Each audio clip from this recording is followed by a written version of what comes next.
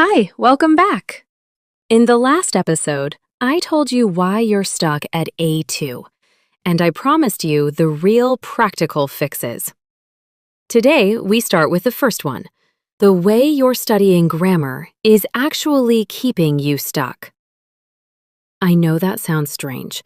You've probably been told your whole life, if you want to improve, study more grammar. But if that were true, you'd already be at B1, because you've studied more grammar rules than most native speakers even know exist. So today, I want to show you the real difference between two things people usually confuse: studying a language and acquiring it. There's a linguist named Stephen Krashen. You heard his name in the last episode. And he made a distinction that changed how we understand language learning. He said, learning is conscious. It's rules, it's memorization. It's your brain analyzing grammar like a math problem. Acquisition is different. It's unconscious.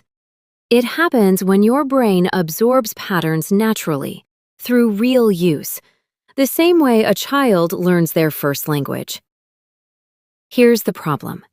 At A1, learning is actually useful. You need the basic rules, the alphabet of the language, so to speak. But once you reach A2, and you keep relying only on learning, more rules, more memorization, your progress slows down, because learning alone was never designed to make you fluent. Acquisition is. Let me give you an example. If I asked you, what's the rule for using the present perfect?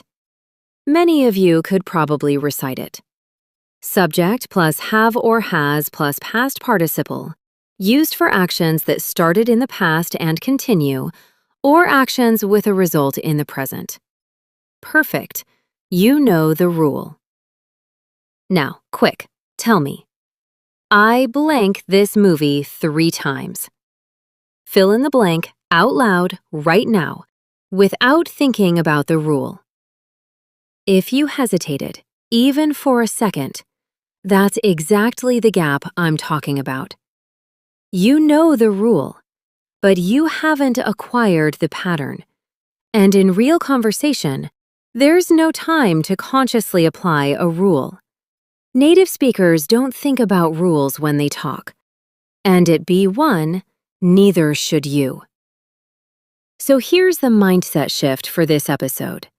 Stop treating grammar like a test you need to pass, and start treating it like a pattern you need to absorb through repetition and real exposure. Practically, this means 3 things. Number 1, reduce the time you spend on grammar explanations, and increase the time you spend seeing and hearing that grammar used in real context, in shows, in conversations, in stories. Number 2, when you learn a new grammar point, don't just memorize the rule. Collect 5 to 10 real example sentences using it, and repeat them out loud until they feel automatic. Number 3, stop translating grammar rules from your native language. Many grammar mistakes don't come from not knowing English grammar. They come from applying your native language's grammar logic to English.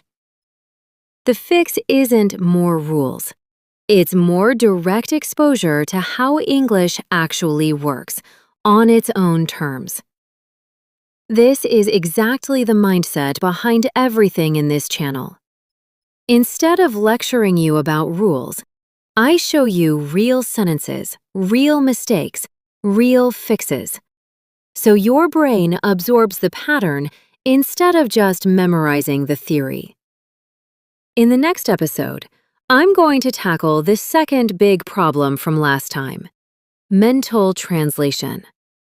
I'll give you a simple 5-minute daily exercise that trains your brain to stop translating from your native language completely, so you can finally start thinking in English.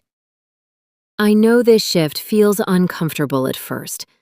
Trusting exposure and repetition instead of rules feels less in control. But this is exactly how you move from knowing English to actually speaking it. If you haven't yet, remember, I have a completely free series taking you from A2 to B1 step by step. Just comment the word B1 below, and I'll send you the link.